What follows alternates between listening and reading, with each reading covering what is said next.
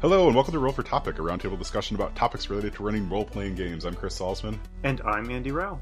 Andy, I almost stumbled over the intro, and it's been like 100 episodes, I think, since I've not done it clean in one take. So that's sort of where my head's at right now. You know, it's been a while since we have opened the show by rolling dice, and I feel like that was always a good comedic intro, because you were always fumbling your dice, and then Yeah, well, we'll get back to that soon. Yeah, we still need to sit down and talk about our 2024 plans, but we have some ideas percolating there, so I think that should be good. I wanted to, in this episode, talk a little bit about a recent gaming experience that both you and I had. So this is a rare event. You and me got together with some other friends for a weekend of gaming. So, an overnight of gaming. So we played a game on Friday night, which we'll talk about, and then we played sort of all day Saturday as well, and it was really delightful. Our GM for that was Tim Saucer and a couple other friends got together, and so we started on Friday night by playing Dialect. So, Andy, had you heard of this game before? I had heard of it. Okay. I think it was Kickstarted, right? I believe so. Yeah. It's the sort of game that absolutely is fascinating to me, and that probably when I looked at the Kickstarter page, I had one of those hard, honest moments of when are you going to play this, Andy? So I think the high level pitch, I think, for Dialect, and what I've been trying to, so anyone who will listen to me for the past week or two, since we've played that game, I'm just if they mention gaming at all, I'm like, oh, by the way, Dialect is amazing. But I think the high level pitch for that is that you are playing a community, and you're trying to come up with new language that the community is going to use. So you pick a couple things that come up in every conversation, right? So it's these are things that are so important to the community that every time you're talking, it comes up.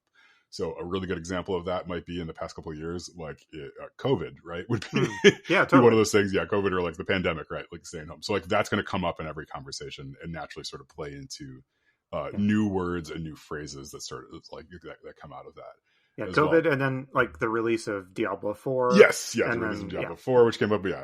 Yeah, Avatar 2 came out. It's just some banner moments the past few years. But so we, so you start there, and then you make some characters, and you flip over these cards, and these cards ask you to describe what word this community would use. One of them was happiness. Another one was death. One of them was create a proverb using some of the other words that you've created, like that. It ended up being this very, I don't know, unique experience and just really delightful to go through. And it just made me think about language. It made me think about language in a really new way. Yeah. Would it be fair to summarize it that you collaboratively as a group create a vocabulary for this imaginary community centered around these concepts that are important to the community, and that in a sequence of turns you go around the table playing cards that evolve that vocabulary in different ways, and that evolve the kind of story of the community alongside the way that its language evolves. Yes. Yeah, that's a much much better way to put it. Yeah, it's I think it shares to me a lot of the emotional sort of beats of games like Quiet Year, right? That's great game. The ground itself, these sort of these very narrative focus games that I think quickly become the sort of things where you start thinking about the emotions of what it is to be human, and all those connections that you have in communities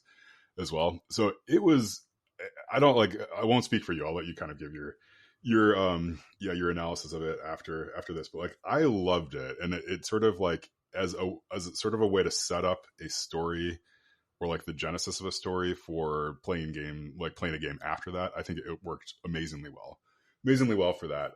So if you're interested in kind of doing a narrative collaborative world building experience, I would highly recommend playing it.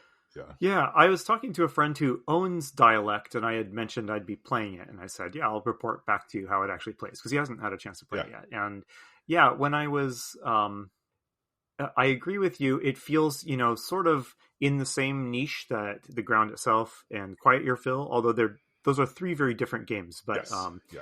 it is interesting to me that my takeaway from playing all three of those games has always been, that was great. I can't wait to explore this in an RPG. Mm-hmm. Whereas I don't think they're designed to do that. They're No. designed to be start to finish.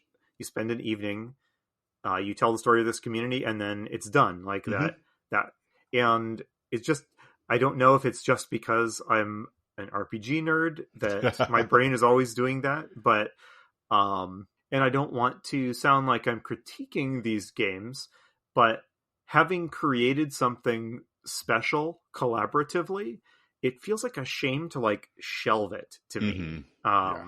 So in our case, for this gaming weekend, we did in fact then, having made that, kind of told the story of this community and its vocabulary and dialect, we then spent the next day role playing out in using a traditional role playing system, Mm-hmm.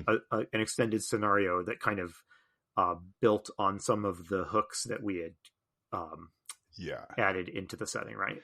Yeah. So I don't know. What do you think about that? Do you think that dialect would be more fun or less fun, like just playing it purely for the game of dialect, and then when you're done that evening, you put it back in the box? Yeah, I think I even remarked on this when we were sort of talking the weekend about like how it was. Like it is, I think knowing that we were going to use it for like a game after the fact definitely influenced sort of how I approach answering some of the prompts in there. Yep. Yeah, and I think I've noticed that too with like the Quiet Year as well. When there is like a little bit of that freedom of like, oh, we're just going to do this and then shelve it. I think you think about things or you answer questions in a different way where you're not trying to give yourself hooks necessarily for like, what can I do with this later, or even just like, like how do I make sure that this doesn't just end with like, well, the community vanishes and then there's nothing to really like show for it Yeah. necessarily that you can grab onto later. So I think like, and that is definitely a GM brain sort of thing. Like you're thinking about that all the time. So I think like whenever you're building if you're a role-playing game nerd, right, like you're thinking about how do I make this a compelling thing that I can go revisit. And listeners, if this is hard to kind of follow or understand what we're talking about, it's because dialect is a difficult game to describe. Mm-hmm. Like it is a game you really just need to play it to see how it works. So I do apologize, but like if you're listening and this sounds interesting, you should go Google it and check it out, or watch it. I'm sure there's some actual plays on YouTube or something like that, because it will click when you see people going through a round of this game. I wanted to say, Chris, I would like to hear your reaction. I found dialect thoroughly enjoyable to play, but there was a part of it I really struggled with. Mm-hmm. And I spent a lot of time after the game, like reflecting on it. Okay. In fact, the first time this part of the game I struggled with was invoked. I was frozen. I felt like a deer in the headlights. Like my brain was struggling to handle it. And that is that having played a card and evolving the story of the community a little bit and evolving the vocabulary of the community accordingly, you are generally asked to like role play a little vignette that somehow like illustrates or reflects on whatever that change is. So I don't know, if you play a card and you've added a new piece of vocabulary into the game, like if you've created a new greeting that people use in this setting that's tied to one of these communal concepts, you might be called to roleplay a little vignette in which you and another person at the table use that greeting or illustrate how that greeting came out in some way. I had a really hard time with those. And I won't lie, like as the game went on, I had that like, that feeling like I didn't do my homework, teacher, so don't call on me feeling as we were going around. Because you choose like the players that you do the vignettes, and I was thinking like, pick Chris, but pick somebody that's not me. Like, so what do you? How? I don't know why those were tough for me. I think there is something about like role playing that isn't built around like solving a problem in the game that's like role playing that's purely like purely for like adding ambiance or just Hmm. shedding a little bit of illumination on the setting. I found Hmm. that surprisingly tough, and I'd like to hear if you experienced that at all, or not at all.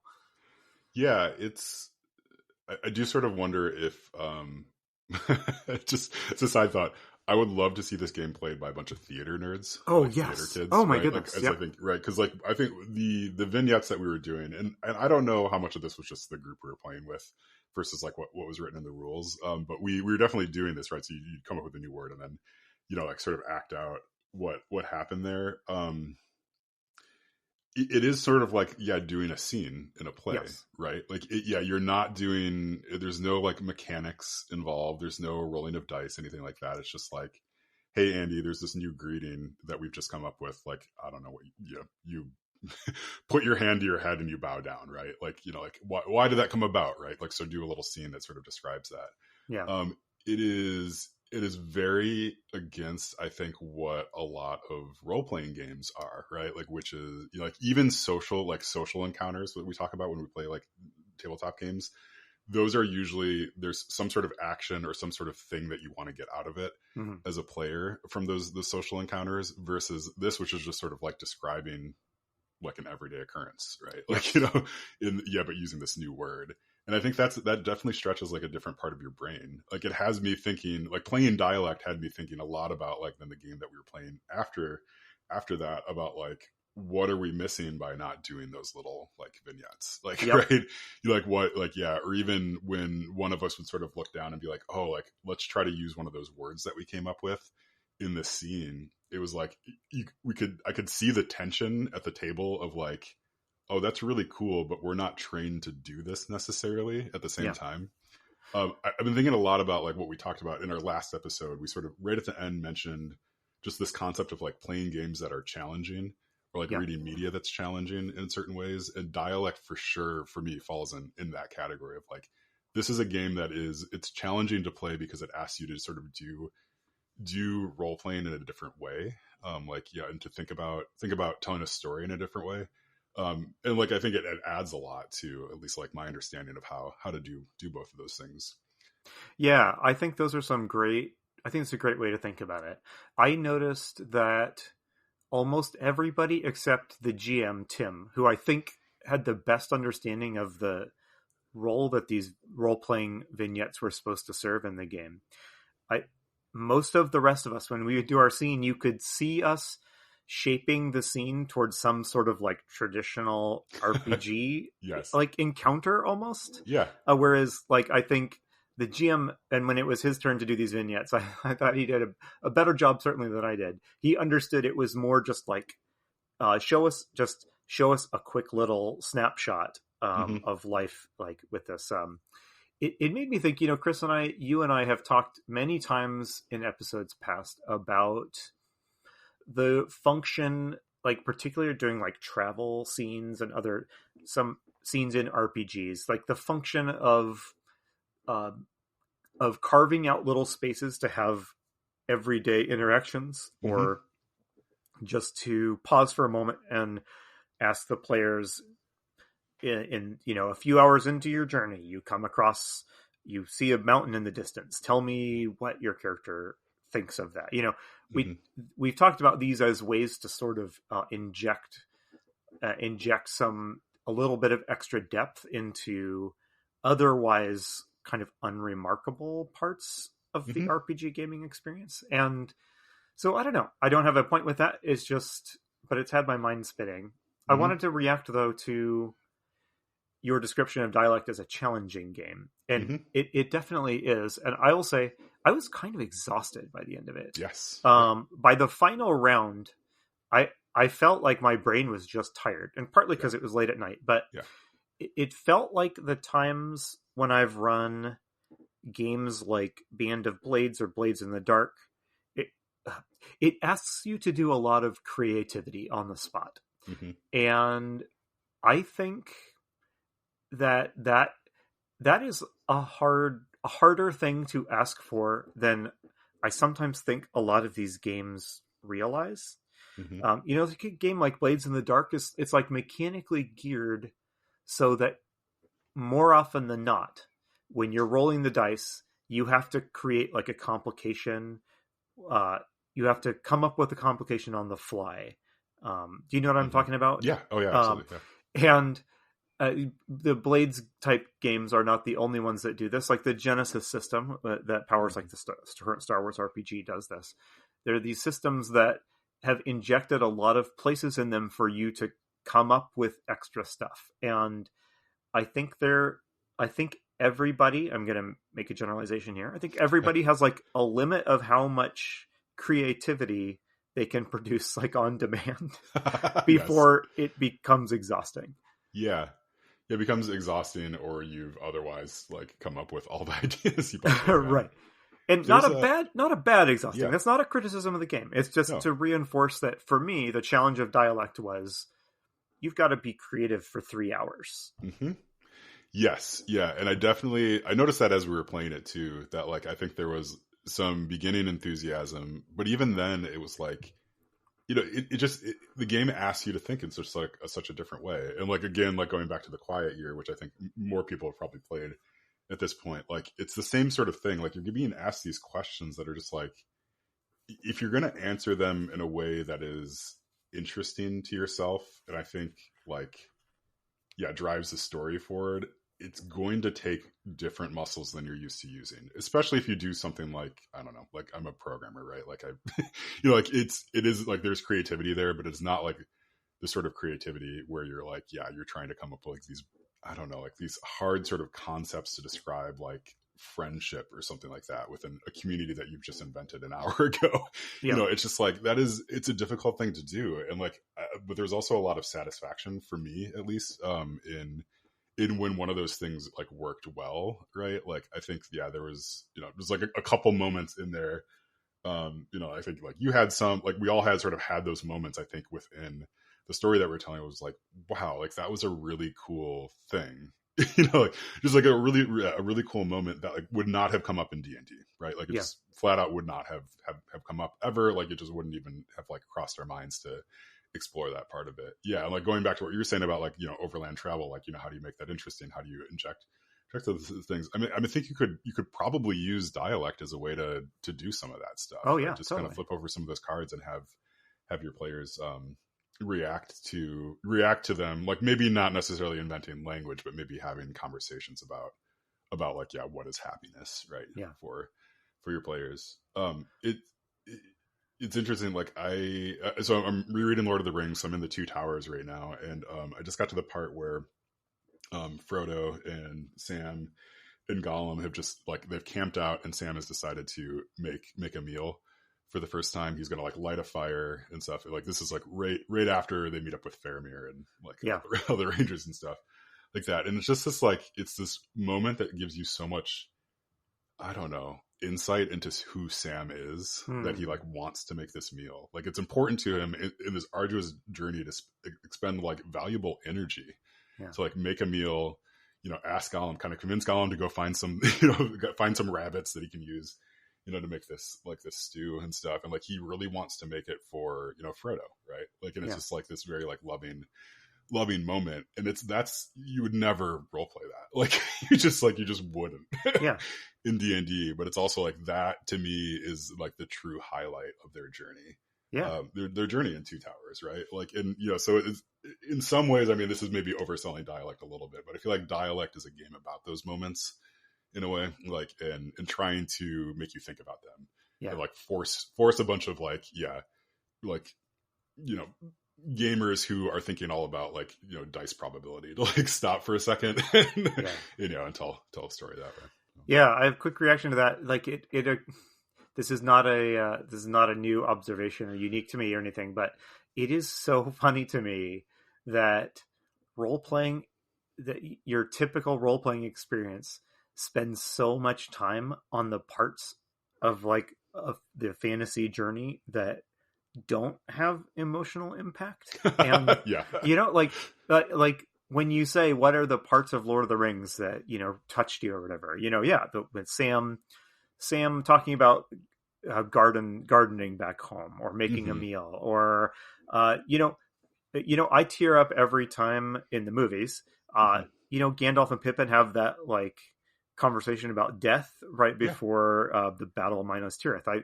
yeah, I sob like a child every time I watch that scene. yeah. Like that, uh, you know, how often do you have that experience in a role playing game? Hmm. But like every role playing game, you play out the battle that follows, which is much less emotionally impactful than that Yeah, like short conversation between Gandalf and Pippin, right? Or yeah. it's Pip. Is it Pippin or Merry? Anyway, one of the hobbits. Well, let's be honest. They're a little bit interchangeable. Yes. It's sort of like yeah. Anyway, but I will not go on my rant about the hobbits used as like plot points versus characters. Yes, for sure. I wanted Yeah. to. I have one final thought about dialect, something that I took away from it, and that is that it is so valuable to me when trying to create something from scratch that you have a system that imposes on you some randomness and weirdness that you Hmm. have to resolve. It's like if you were like, Andy, sit down and make me the history of a fantasy world. I feel like when we sit down to do creative stuff, our instinct is to create things that make sense, right? Yes. That Yeah. that don't have rough edges. But when you have a system like Dialect or any another system throwing you prompts that cause friction, like that's Hmm. where the really cool parts of creating like a setting or a scenario come from. It's like, well, Hmm. how can this community both um, you know, not have any agriculture, farmable land, and have, and yet they've settled here for decades. That makes you Yes. think, right? Yeah. You wouldn't come up with that on your own because it doesn't make sense. But you do find your way to an explanation, and it's more interesting because you had to fight for it. Yeah. Absolutely. Yeah. Yeah. It's a really good game. I think the thing that I'd like to sort of leave it with is like I think if you play role playing games, I think this is the style of game. This is the sort of game that you should try once, right? Like, yeah, one of these world building games, kind of take your pick, right? I think, like you mentioned, like Dialect and Ground Itself and The Quiet, you're right. They all have different nuances and stuff to them, but I think they all sort of, for me, scratch the same sort of like creative friction itch of like there's not really dice here. You have to sort of come up with it in your brain. I think it's worth playing one of them and try to find a group that you trust really well, because I think like if you I would not want to play one of these games with strangers. Like I have played The Quiet Year with strangers, and that was a little rough. Yeah, Rough for totally. me.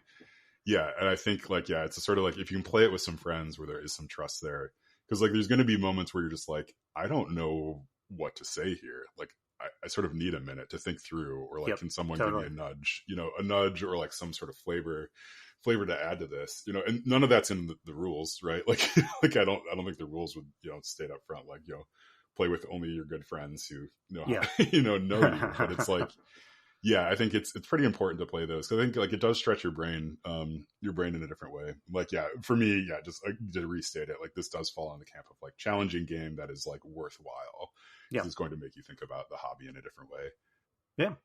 Totally agreed. Yeah. If it sounds interesting to you, I don't think you will regret checking it out, dear listeners. Yeah, yeah, it's good. Yeah, so as we've alluded to, right? So we kind of took this setting, and then from there we ended up playing like sort of a mini campaign over the course of a day. So like props to Tim for running a like mostly improv Yes. improv My campaign. goodness. Yeah. Yeah, sort of out of nowhere, based mostly just on a game of Dialect that we'd played before. He came up with like a really just like super fun like adventure. There was a couple of locations. We had like all sorts of stuff to bounce off of. Yeah, so we played that in Savage Worlds, which was the first time that I'd played Savage Worlds, and I think like you've had quite a bit of experience with that Yeah. I've system. played it a Yeah, fair amount. Yep. yeah. Have you run it before? I have. Yes. Okay, yeah. It was really good. Like so we all created characters. Like we pulled up. They have like a character generator, went through and yeah, made characters and stuff. And then yeah, I think most of us ended up copying them on sheets of paper, which was fun. It felt very like low tech. Yes. Mm-hmm. Yeah, and then we sat around on couches and played a game for like the rest of the day. But yeah, it was really cool. I like that system a lot. I think like my sort of like high level pitch for it is like if you want to play something that is like has some fast action but still like a little bit of crunch Yeah. to it, I recommend Savage Worlds. It was a good time. I don't know if I'd want to play more than like a one or two session shot with any character that I created in it, but it was super fun for that. Yeah, I think Savage Worlds has like a well-deserved like type of game that it covers really well. Mm-hmm. And I think is what you describe. It's something that, yeah, needs to be pretty fast. Doesn't stress too much about details of do you have a +3 or to this roll, that sort of thing. So I think it's a personal preference thing. For me, like I need a little more granularity, I think, than Mm-hmm. Savage Worlds provides. But I think Savage Worlds is something it's pretty easy to just run almost anything in it, I think, and Mm-hmm. to like have it be perfectly enjoyable. Yeah. Yeah. Somehow I managed to make a character in it that used I think like all the dice that you possibly can use in there. Most people were it seemed like most people were rolling 2d6 on Yes. most of their rolls, and I was Yes. a mess of dice. But yeah, it's a really good system, like pretty quick, and like again, like Tim did a great job sort of with it. It does sort of make me think about, like, we can say more about Savage Worlds if you have more to say about it. No, Like I think it's a this, pretty known quantity. okay. Yeah, this sort of structure for like a good time with your friends, right? Like whether it's over a weekend or like a handful of evenings or something like that. I sort of wanted to talk about this middle ground between like a one shot and a full campaign, right? Like, and I wouldn't even call this necessarily like a mini campaign, although it sort of ended up right. Like we played 2 or 3 sessions. Yeah. Like this, like I think this might be my ideal form of gaming when it gets down to it. Is like, yeah, you have 3 to 4 sessions of something. Like you're sort of in enough to learn it, enough to sort of play it, like get into it, and then you're done.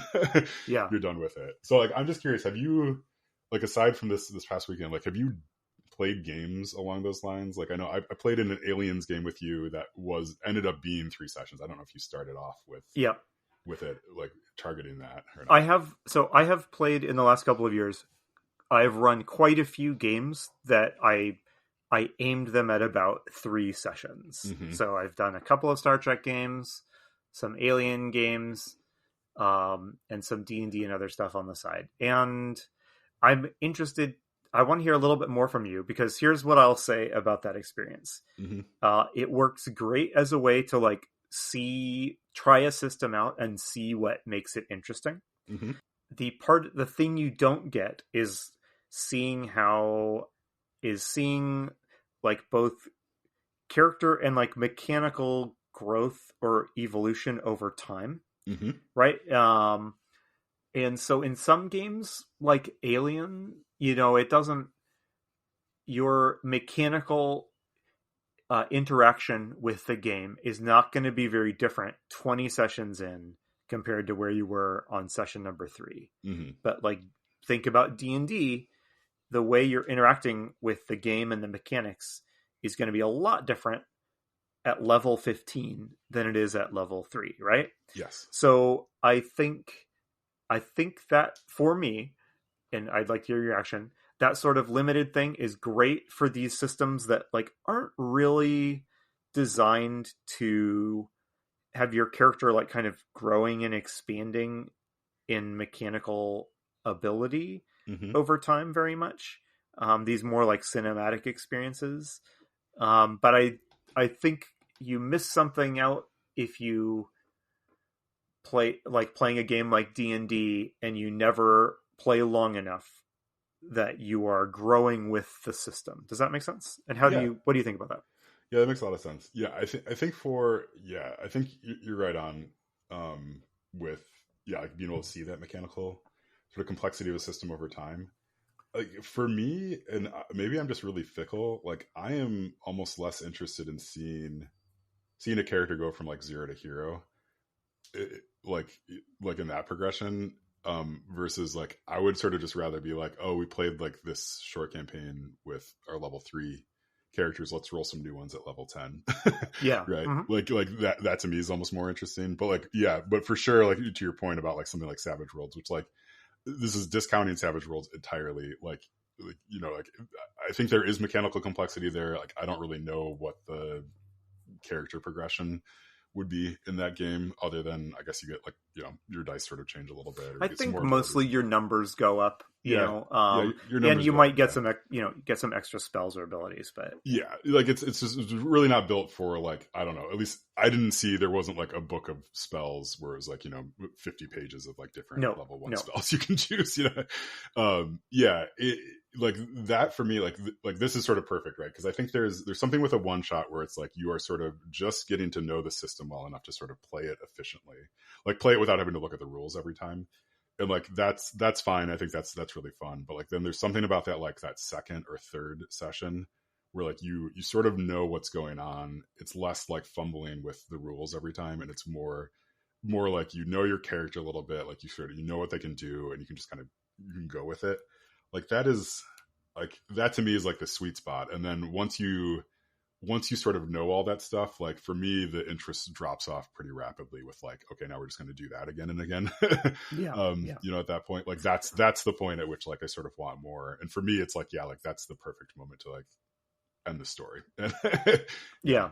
And Yeah. we Go to the should next wrap one. up here in a sec, Oh but yes. Yeah. I wanted to say that, yeah, there's one of the interesting things about Dungeons and Dragons that I don't see talked about a lot is that as you level, like the way that as your character gains experience and becomes more powerful and more versatile, it doesn't just, yes, your numbers go up, but your toolkit of solutions to problems like is increases dramatically, right? Mm-hmm. And the way you relate to the world you're playing in is, it changes dramatically over time. So like a party of level 15 characters relates to the world they're in way differently than like a party of level 1 characters. And Mm-hmm. like, if you're playing Star Trek, you might play Star Trek for 2 straight years. At the end of that, your characters will be maybe a little bit better like at what they do, but the, but your but their fundamental, like the sorts of things they're doing, the problems they're solving are not going to be um, dramatically different after a couple of years than they are in year 1, right? Or if you look Mm-hmm. at what, a show like Next Generation, the characters have evolved over the course of that show, but the basic dynamic they have with the setting they're in is the same in the final season as it is in the first, right? Yeah. That's different in something like D&D where which I don't know, I just find it interesting. Yeah. Yeah. I was chatting on the Discord. I mentioned one of the games I've been reading through this year, and kind of my quest this year to just engage to read some difficult or complicated games, is Torchbearer Second Edition, and that Mm-hmm. game has a straight up little like note at the beginning of that. It's like, look, you can use this to do one shots, you can use this to do long campaigns, but really this game is built to be experienced over about a dozen sessions, Yeah. because that's the amount of time it takes to see how your choices, mechanical choices and decisions play out over time. Mm-hmm. And beyond that, there's not really anything new. So its sweet spot is like a dozen sessions. And that was an interesting thing to me. And I would love to see that sort of little note in more games. Like, tell me, what's the, like, is this a great game for one shots or for the mini campaigns like you've just described? Mm-hmm. Is this game, to really see what this game has to offer, do I need to play it for a year? I would be interested to hear game designers talk to me directly about, in their books, about like, Yeah. what is the best, like, what's the best way to experience this? Yeah. Yeah. Because a lot of games will have they'll have like a page or two devoted to like almost like a dialogue about like, or yeah, just like a story of like, here's how to play through, I don't know, a round of combat or something. So it'll be like, and the GM says, right, like, hey Sally, go roll a D20, right? Like, Yeah. I kind of described it like that. But yeah, that's sort of like, I would love a paragraph or a page in every book that's just like, here's the platonic ideal of like what I'm thinking this should look like for you. Yeah. You get together, you play for what, 2 hours, 4 hours, you know, like on a Friday night, every Friday night for 2 months, or is it like, you know, every other month? Like, right, like just sort of like describe like what you think it's going to be. It's almost like the like on board games, right? They have the, like, you know, takes 45 to 90 minutes. Yes, right? Yes, and, totally. Yeah, something like that. You know, it's like you want that. Although the board game ones are always like comically wrong. At least in my experience, it's like, oh no, that was just to get set up. Okay. Yeah, but I mean, I think you're onto something there. Yeah, that sort of mentality of like, yes, like this is how the game should be played, and I don't think there's anything wrong with the conclusion for that being like, really, you should only play this for 3 sessions and then move on to the next game. Yeah, for sure. That's not going to stop anybody from kickstarting anything. I have a lot of games in my game library where it's like playtime, like 1 hour, like 60 to 6,000 minutes. Yes. You know, like it's like okay. Well, anyway, okay. Well, we should wrap up, Chris. I know you have a. Well, we both have some family stuff. Yes, I've got a small sick child at home. He's doing okay, but it's very pitiful. Yeah. All right. Well, thank you so much for listening. It's always a delight to be here. And as we alluded to at the beginning of the episode, we will have some firmer plans for 2024 coming up. I think we got a couple of guests that we're planning on, hoping to get on pretty soon as well. Yeah. But I think so that does it for us. Yeah, you can go listen to our sister show, The Splat Book, with John Corey and Kyle Latino. They are back to their normally scheduled episodes. Kyle is back at the helm. He's kicked Andy and Matt off of the podcast. They are, let's see. So I've not listened to this yet. Yeah. So they're talking about a module that I've not read. It's something that I do want to read, I think, before listening to that episode. Although I fear that if I keep waiting that I might never get to it. Yes. But go listen to it. I know they're both really enthusiastic right now about some like OSR stuff. And it's, you know, out of all the people in the world that I've met, like hearing those two get going on a tear about like what they're excited about is just like the most delightful thing. So go listen to The Splat Book. It's fantastic. You can find it at thesplatbook.com. And I think that is about it for us. You got anything else, Andy? Nope. Okay. Cool. Well, I've been Chris Salzman. I've been Andy Rao. And remember, if your players having fun, you're a great GM.